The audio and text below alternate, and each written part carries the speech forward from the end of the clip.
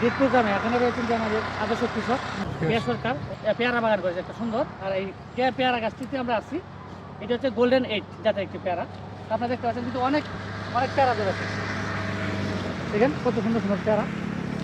এখানে পেয়ারা আসছে 3, 4, 5, 6, 7, 8, 9, 10, 11, 12, 13, 14, 15, 16, 17, 18, মানে প্রতিটি পর্বতে দেখে পেয়ারা দেখা যাচ্ছে প্রচুর পরিমাণে পেয়ারা।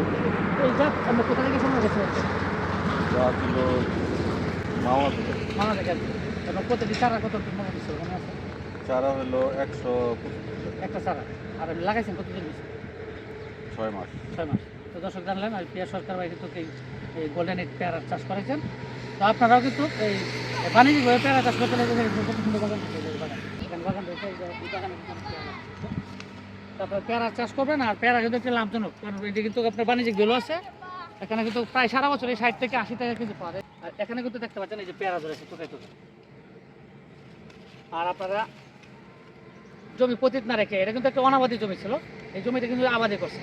অনাবাদি জমিকে আবাদি করায় কিন্তু একটি মানে আদর্শ কৃষকের কাজ। উনি হচ্ছেন একজন আদর্শ কৃষক এবং ওনার কিন্তু অনেক শৌখিন মানুষ। উনি কিন্তু বার্মি কম্পোস্ট করেছেন, ওনার কিন্তু পেয়ারা বাগান রয়েছে। এছাড়াও উনি কিন্তু কৃষিকাজের সাথে অনেক সুন্দরভাবে সম্পৃক্ত রয়েছে। তা আপনারাও কোনো জমি পতিত রাখবেন না, সবাই ও পতিত জমিকে পতিত জমি শুদ্ধ ব্যবহার করবেন।